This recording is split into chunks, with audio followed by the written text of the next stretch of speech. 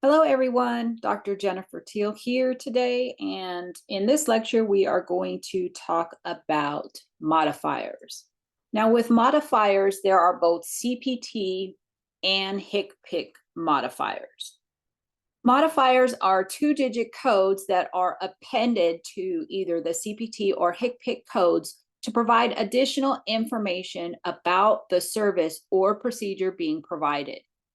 They help to ensure accurate and appropriate payment for medical services by providing additional detail about the circumstances surrounding the service or procedure. They can indicate that a service or procedure was performed by a different provider, for example, on a different body part, on multiple sites, or that procedures were performed above and beyond what is typically expected, or that you have multiple procedures being performed. So those are some examples of when it's appropriate to use modifiers. Essentially, they modify the meaning of a procedure code in some way, shape, or form. So I'm showing the CPT book here. So I just have a CPT book, current version. Always make sure you're using the current version of the coding manuals, whichever code set it is. And in CPT, Appendix A is where your modifiers are found. These give you a description of the modifier. Now, CPT lists all of the CPT modifiers and then some of the more commonly used HCPC modifiers as well. And then your HCPC book, so I also have here the HCPC book. It has an appendix. So I'm in Appendix 2 of the HCPC book, and it has a list of all of the HCPC modifiers. So I always recommend that you spend some time reviewing the various appendices for modifiers specifically so that you get a good understanding of in what circumstances you would want to use a modifier or would need to use a modifier. So modifier 22, for example, increased procedural services. So that's when a procedure takes an essentially significant amount of time greater than what is typically required. So you see increased procedure service when the work required to provide a service is substantially greater than typically required. It may be identified by modifier 22, adding that to your procedure code, and then your documentation must support the substantial additional work and the reason for the additional work.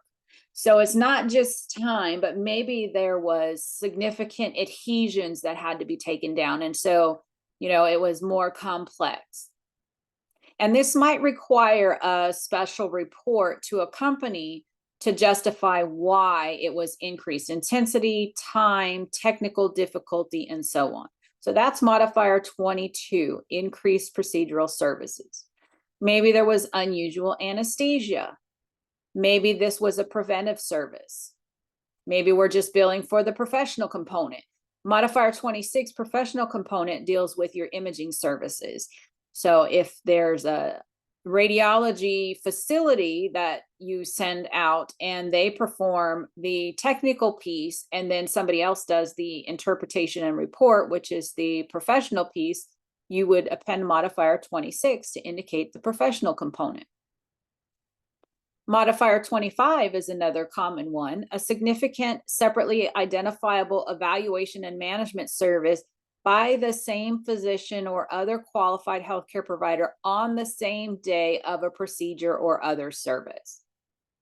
So maybe they did an evaluation and management, and then while they did the E&M, there was a lesion that needed to be removed or, something like that. You're going to use a CPT code for the procedure itself, but you're also going to capture that evaluation and management. So, maybe you presented to your provider and they're going to do a full evaluation, but maybe you had some kind of a little skin thing that looked abnormal. So they want to go ahead and excise it while you're there in the office.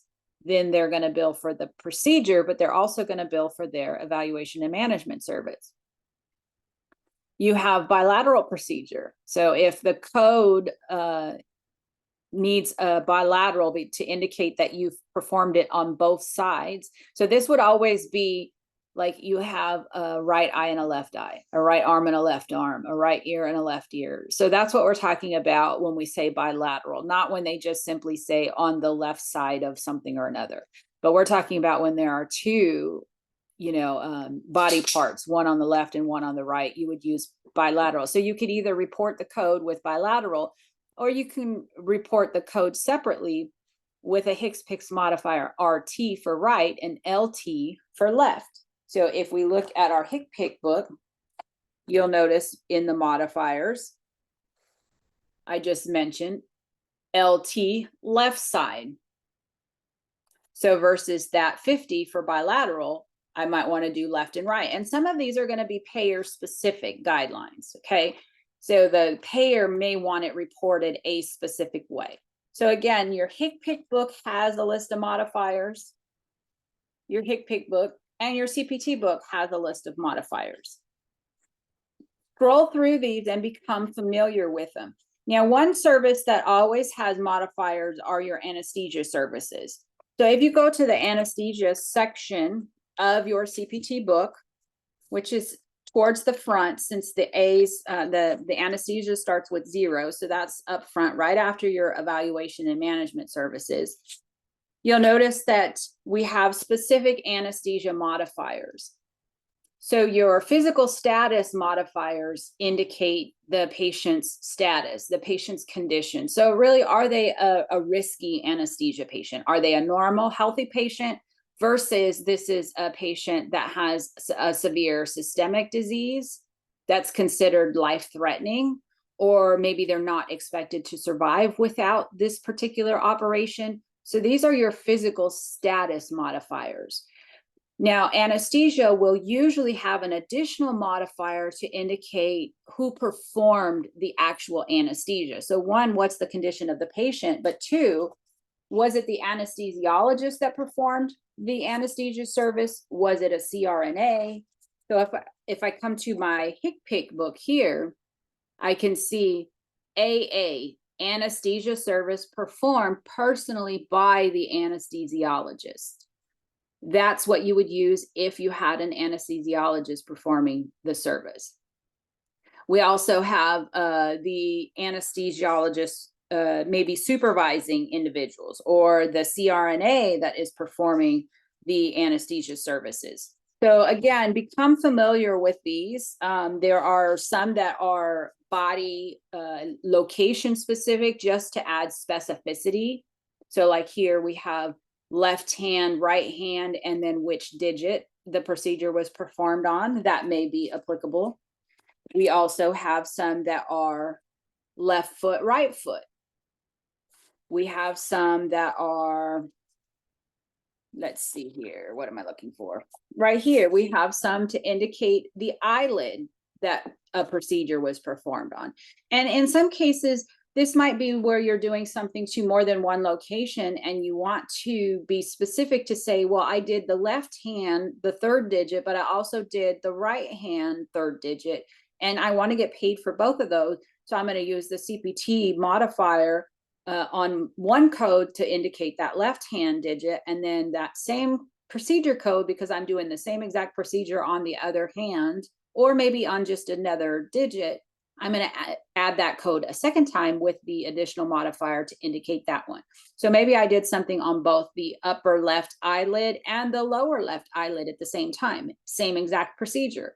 Well, I want that procedure code with an E1, and then I want that procedure code a second time with an E2. When you're appending these, what you're going to do, if you were writing this code down, you would write the CPT code, and then you would put a hyphen, and you would just simply append the modifier. That's how you usually write them down. If you're using an encoder product, a lot of times you're going to have the CPT code, and then depending on what type of encoder product you're using, it will present you with modifier options. It might be like a right mouse click and you simply select them, and then it will append those modifiers for you. But it's very important to become familiar with these modifiers, because they do tell the story of why something is different than what is reflected in the actual code. And a lot of times that's going to make the difference about getting reimbursed appropriately or not. That modifier may make the difference. Okay, so always read through these, become familiar with them, read the description so that you understand the purpose of the modifier.